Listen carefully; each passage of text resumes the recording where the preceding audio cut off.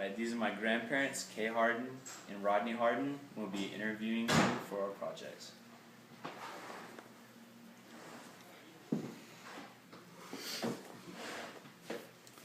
Alright, how is life in the South for whites different from African Americans? Well, I can't talk too much about how it was for African Americans because I rarely saw any African Americans.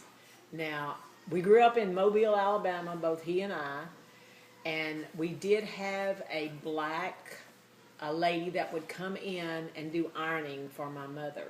So that was really my only contact with black people at all. There were no blacks in the school at all.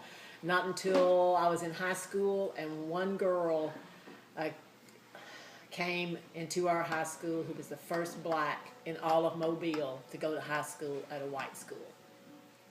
How is the reaction to the parents and in the school and of the students to that?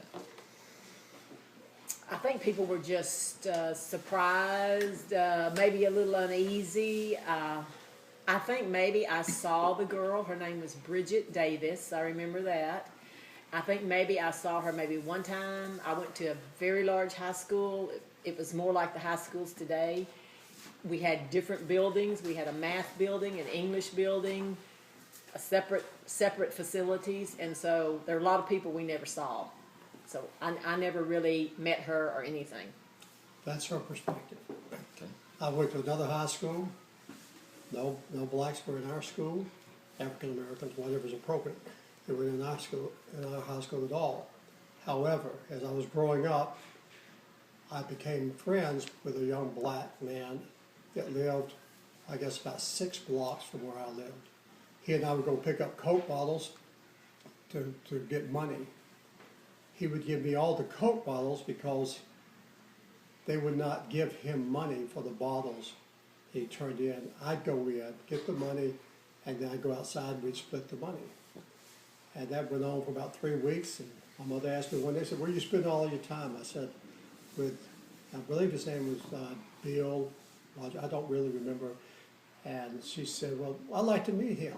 So we brought him over to the house one day. I said, "This is my friend." She brought me into the house and she said, "You could not be friends with him anymore." So I had to go outside and tell him I could not be his friend anymore. That's the way it was around my family.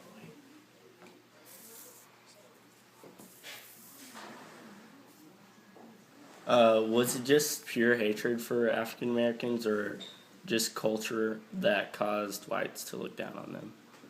I'm sorry, read the question again? Was it just pure hatred for African Americans, or just the culture that caused? Well, in my family it was, I guess it was a culture. There was some hatred by some members of my family. I think it's because that's just the way we were raised. That's all. It's just the way we were raised. We had black people who came in our house and took care of us when my mother was in the hospital, or she had me come in and clean the house, and got to know them. One was named Mary, the other was named Hattie.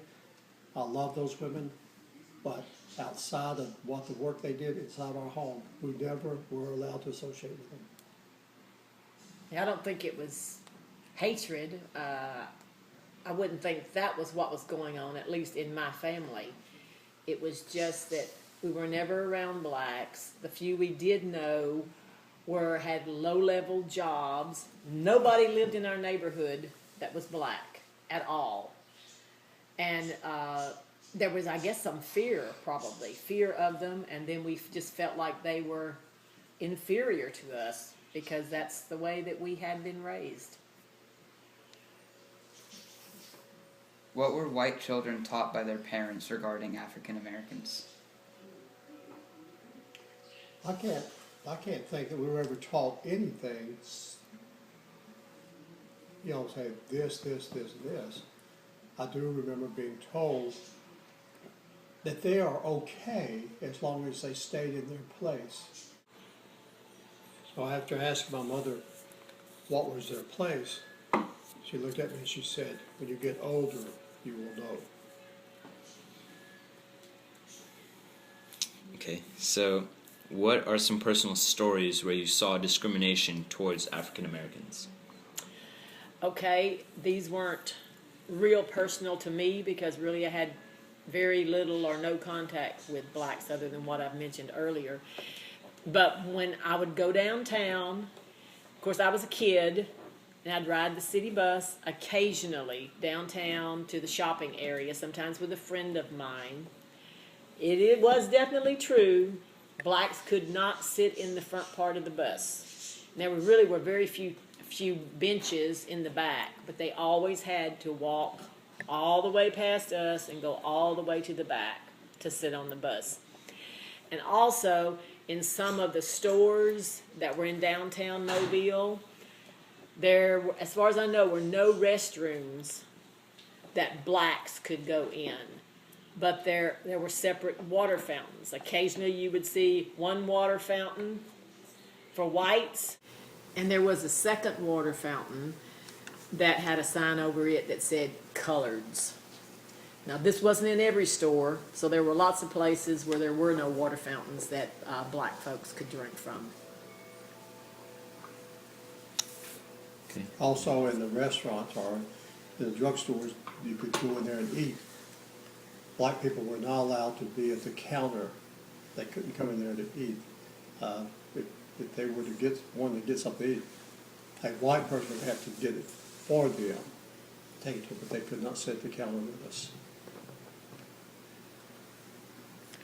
Okay, so do you feel that To Kill a Mockingbird was an accurate portrayal of life in the South?